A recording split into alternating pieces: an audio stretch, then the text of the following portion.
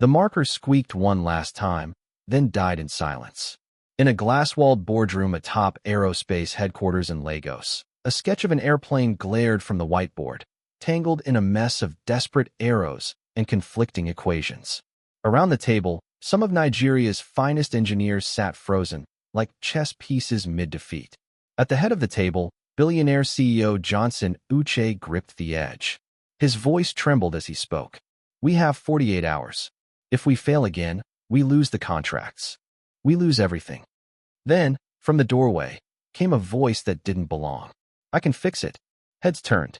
At the threshold stood a man in his 40s. His coat looked slept in. His beard could hide a coin. His shoes were crusted with dust, and he clutched a tired brown bag like it held his life's remains. Which, in a way, it did. Security moved.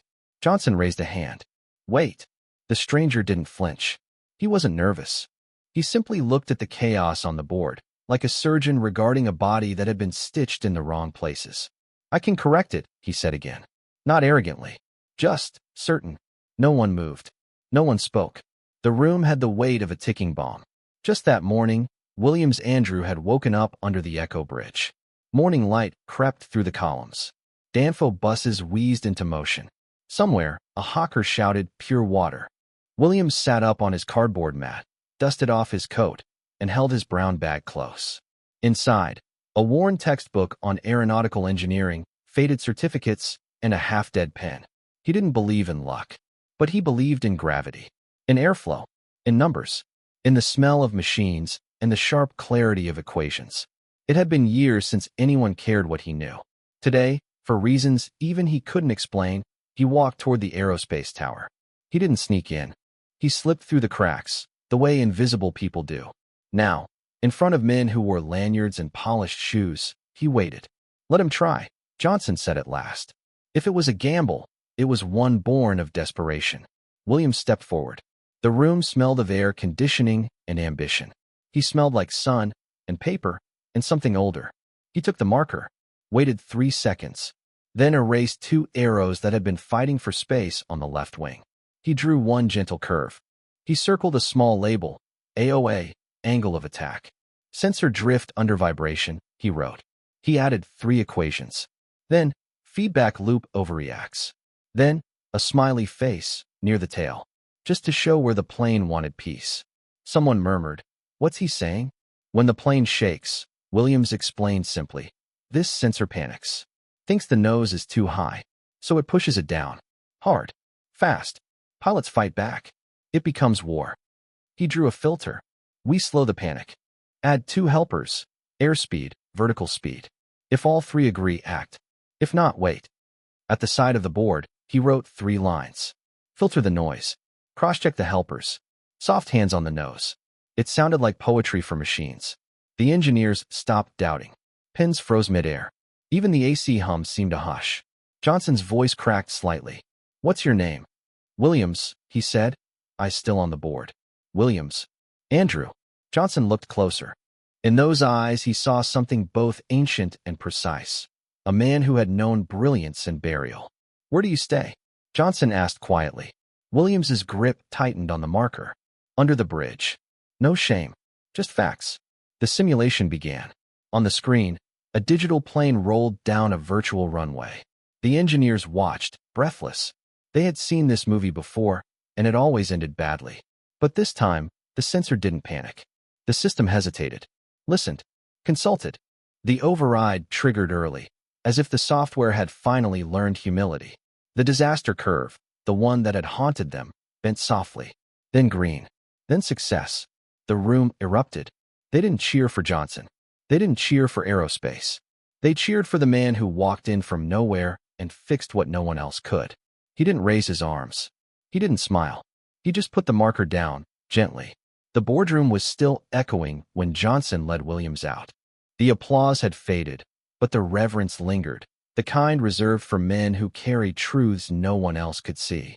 15 minutes later, Williams sat in a leather chair that looked like it cost more than his entire previous life. It was in Johnson's office, a space made of polished wood, glass, and the scent of executive pressure. His brown bag sat beside him, close, unopened. Johnson paced like a man whose world had just tilted but hadn't yet decided which direction it would fall. "You walked into my boardroom from the street," he said, not with accusation, but awe. "And you did what my entire engineering division couldn't do in 3 weeks." Williams didn't respond. "Who are you?" Still silence. Then, slowly, Williams reached into the bag. He pulled out a battered book, Principles of Modern Aeronautical Systems, its corners bent, its spine barely holding. He placed it gently on the desk like a priest laying down a relic. "This," he said, "this reminds me of who I used to be." Johnson sat, leaned in. "Tell me." Williams took a breath, not to prepare for speaking, but to brace for remembering. "My name is Williams Andrew," he said. "I was once an aeronautical engineer. I worked in the U.S. for 10 years. I designed systems, I lectured, I led teams. I had a wife, Balaji, and 2 sons, David and Jeremy." His voice softened. For a while, he didn't finish. He didn't need to. Then came suspicion. He accused his wife. Ran a DNA test. The results said the boys weren't his. A week later, police found drugs in his briefcase. He was arrested. Convicted. 2 years in prison. Career destroyed. Reputation drowned. When he was released, deportation followed. Back in Nigeria, he had no job. No home. No answers. Only that bag. That book. And the questions that never stopped gnawing. "I've lived under the bridge ever since." Johnson sat back. No words. Just the sound of one man's empire collapsing inside another man's office. "You went from building aircraft," Johnson finally whispered, "to sleeping on cardboard." Williams nodded. His face didn't beg for sympathy. It simply bore witness. Johnson stood. A man used to making fast decisions. This one took him 3 seconds. "We're not leaving you like this." He called for his driver. "Take him to the Kingsman barber shop. The best. Then to Armani, or wherever they sell dignity these days. I don't want to see this man again in rags. He saved my company. Now we save him." Williams tried to speak. Johnson cut him off with a gesture sharper than words. "You've done your part. Now let me do mine." That evening, Williams stood in front of a mirror he hadn't earned, at least not recently. His beard was gone. His hair neatly trimmed. His shirt crisp. His eyes, still tired, but no longer hollow. In the boutique, he hesitated before putting on the tailored suit. It felt like a lie, like wearing someone else's future. But when he looked again, the man in the mirror looked possible. The next morning, he returned to aerospace. But this time, he didn't slip through the side door. He walked in through the front. And the engineers who had once questioned him, some nodded, some stood, others just stared. Johnson waited beside the executive elevator. "This," he said, addressing the room, "is the man who saved our sky. He is your new lead engineer. Learn from him." Applause followed. Not polite, real. But in the far corner, a different silence brewed. Obinna Okoye, the former lead, clapped with the others. But his hands were stiff, and his jaw even stiffer. Because when Williams walked in, Obinna felt something he hadn't felt in years. Irrelevance. For weeks, the aerospace building hummed with a new kind of energy, one born not of panic, but possibility. Williams Andrew, now clean-shaven and crisp in his suit, didn't stride through the office like a conqueror. He walked like a man who knew the weight of silence, who had learned to listen before he spoke. And when he spoke, even the most skeptical engineers listened. He didn't need PowerPoint slides. He solved systems with a few strokes of a marker, sometimes even with metaphors. Turbulence wasn't a bug. It was a miscommunication between machines and wind. Override delays weren't technical failures. They were ego, coded in silicon. In 6 weeks, he found 3 legacy errors that had survived 5 audit cycles.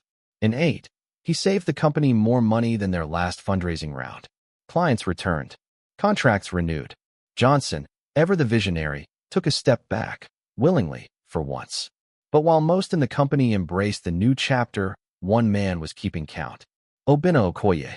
He'd built his reputation on being the golden boy of aerospace. The lead. The one whose name Johnson once dropped in investor meetings. Now, his name barely echoed in the hallway. And that echo, it gnawed at him. Every headline that praised the mystery genius from the streets dug deeper. Every compliment that began with "Williams says" felt like acid on his pride. One evening, Obinna sat alone in his office. He stared at a news article on his screen, from bridge to boardroom. The unbelievable rise of Williams Andrew. A photo showed Williams smiling beside Johnson, both in suits, both glowing. Obina didn't blink. "That should have been me," he whispered. But Williams wasn't chasing the spotlight. He spent his late nights in the lab, not in front of cameras.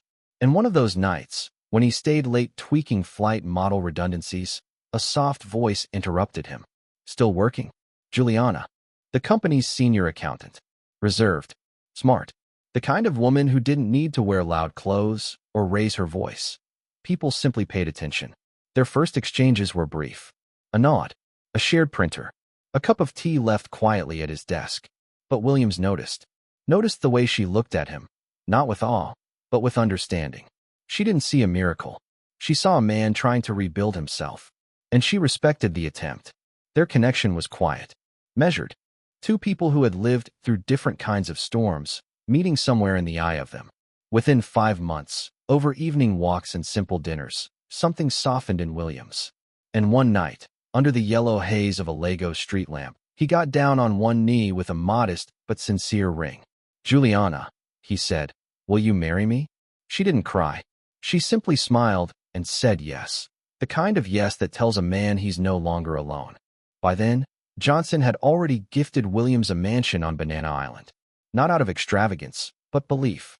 A man who saves planes, Johnson had said, shouldn't sleep in a flat that leaks. And for the first time in years, Williams felt like life was giving him more than just a second chance. It was offering him peace. But peace, as he should have known by now, rarely comes unchallenged. In a dim bar across town, Obina nursed a drink and a grudge. Sitting across from him were 3 men, none of them engineers. The kind of men who made things disappear. "I don't want him dead," Obina said. "I want him broken." Their leader, a man with a scar that cut through his eyebrow and his soul, leaned in. "For the right price," he said, "we can do both." Obina slid an envelope across the table. It was thick, the kind of thick that meant silence, loyalty, and trouble. Scarface smirked. "It will be done." The night before the wedding, the mansion on Banana Island stood still. Too still. Juliana had gone to her parents' home, as tradition demanded. Williams, alone in the grand living room, sat thumbing through his old engineering textbook, the one that had survived the streets, prison, and doubt. The past felt distant now, almost fictional. Then came the knock. He opened the door to 3 men in black. No words. No warning. The first shot tore through his shoulder. The second shattered the vase by the stairs. The third never came. The guards, finally shaken from their routine, returned fire. Williams collapsed on polished tile, blood pooling under him like spilled ink. His mind, already dimming, whispered just one thought. Not again. By the time the ambulance reached the hospital, his pulse was fading.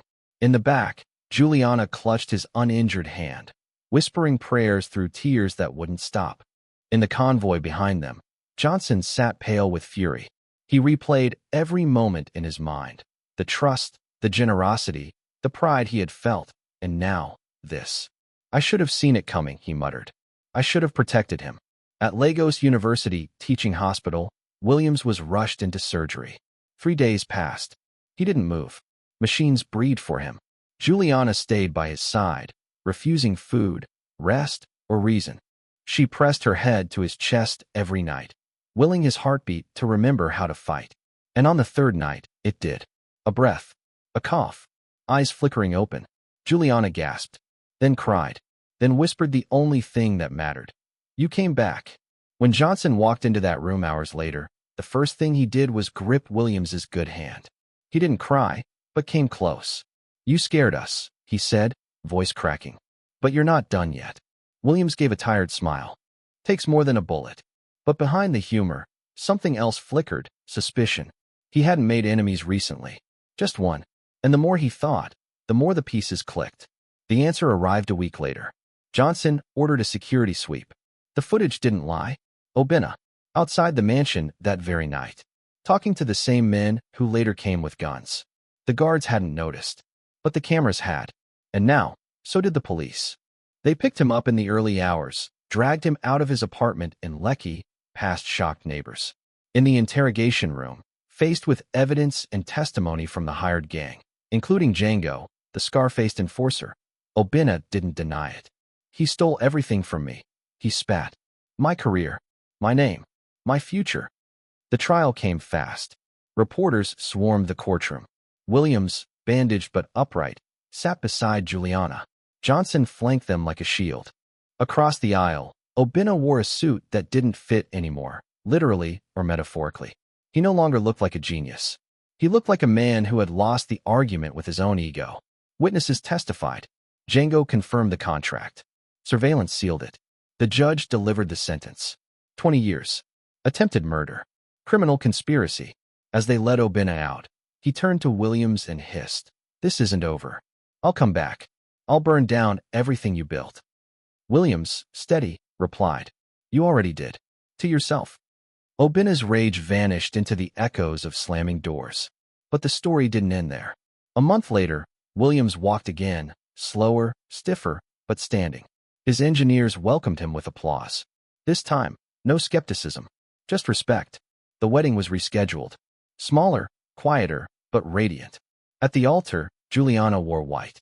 Williams wore a scar. But neither wore regret. He had survived betrayal. And now, he had something more dangerous. Hope. They named their son Clinton. And Williams, rocking the baby one evening, whispered to him, "You'll never know what a bridge feels like. Only love." But deep down, he knew peace was never permanent. Not when men like Obina had nothing to lose. And in a prison yard somewhere, Obina Okoye stood by the fence, his eyes cold. "I'm not finished," he told another inmate. And Williams? He knew. The shadows had only stepped back. They would return. The sun rose gently over Lagos, gilding the lagoon in light, as if the city itself had decided, for once, to breathe.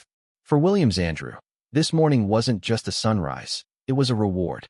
He stood in his mansion's living room, Clinton nestled in one arm, Juliana at his side. The child's breathing was soft and even, the weight of new life settling against Williams's chest like a quiet anchor. Years ago, he had nothing. Now, he had everything that mattered. But memory has its tricks. He still dreamt sometimes of the bridge, of the cold concrete under his ribs, of the smell of petrol and dust, of footsteps that never stopped. But when he woke, it was to silk sheets and the scent of brewed coffee. And always, to love. Still, peace was never a given. One evening, Johnson arrived with a face that had seen too many briefings. "We've intercepted chatter," he said quietly. "Obina's been talking again. Inside the prison. Claims he has allies on the outside." Williams said nothing for a moment. Then, let him talk. But later that night, as he watched Clinton sleep, he felt something stir, not fear, but vigilance. He whispered to his son, "If he ever comes back, he won't find me unprepared." Meanwhile, the world continued spinning. Williams returned to aerospace, not just as the company's lead, but as its conscience. Every solution he proposed carried echoes of the man he used to be, elegant, efficient, and unshaken by ego. At international expos, Johnson introduced him simply, "the man who saved the sky." The phrase stuck. Juliana, adjusting to motherhood with grace, remained his balance, part lighthouse, part refuge. Their marriage wasn't the fairy tale people imagined. It was better. It was real. But not all stories end with safety. Back inside the prison, Obina's defiance turned into plotting. Whispers filtered through visitors. "A courier here. A coded message there." The threat wasn't immediate. That would have been easy. It was slow, patient, unfinished. Williams knew that. So he chose to act. On the company's anniversary, in a speech not unlike the one where he had first appeared in rags, he made an announcement. "We are launching the Bridge Initiative," he said. "A scholarship and tech training program for the homeless, the forgotten, and the written off. It's named for where I came from. And it's for everyone still under something they can't rise above, yet." The media took note. Some called it redemption, others strategy. But for Williams, it was something simpler, justice. "Genius," he once said, "can be buried, but not destroyed." And so it wasn't. 3 years passed. The initiative flourished. Dozens of former beggars were now coders, designers, system architects. The very people who once ignored them now offered internships. Juliana returned to her profession, managing the financial structure of the initiative. Clinton, still young, spent most mornings in the company daycare, already asking about engines and maps. And Williams? He found a kind of peace he didn't quite trust, but accepted anyway. Until the letter came. No return address. Just a single line, handwritten in a familiar, arrogant hand. You've built something beautiful. Shame if it burned. He didn't show it to Juliana. He didn't tell Johnson. Instead, he folded it neatly, walked outside, and burned it in a quiet metal bowl near the garden. Then he returned to the nursery, picked up his son, and whispered, "Legacy, not fear." Epilogue years later, William stood before a crowd at the University of Lagos, gray now in his beard, but sharper than ever. Behind him, a banner for the Bridge Initiative. Beside him, a group of new graduates, most of whom had once been counted out by society. He began simply. "My name is Williams Andrew," he said. "Once, I lived under a bridge. Now, I help build them." The applause was quiet at first, then louder, then standing. And somewhere far away, in a prison whose bars no longer mattered, a man named Obinna Okoye sat in silence, watching a flickering TV screen, the volume turned low. He didn't speak, not because he was finished, but because the world had moved on, and Williams, the man with the bag, had left him behind.